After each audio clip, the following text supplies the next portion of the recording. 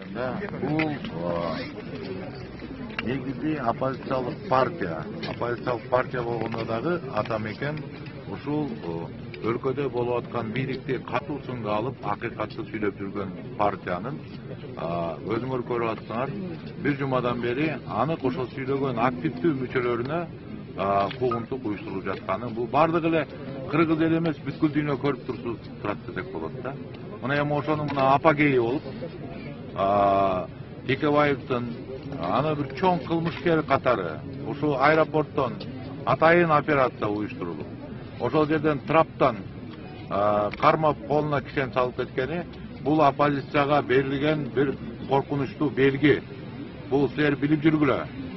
Силер чындыкты айтпайсыңар, акыйкатты айтпасыңар. Болбосо биз ушинтип силерди сындыра алабыз деген бир чоң атайын билдирүү болуп отурат деп мен ошондой кылып кабыл алдым. Өрбек Тиркешев жөнүндө айта турган болсо, бул 25 жылдан бери Өрбек Тиркешев демократияга, Кыргызстан мамлекетинин түзүшүнө эбегейсиз зор эмгек жасаган бирден бир киши деп билем. Ошол убакыттын ичинде канчалаган бир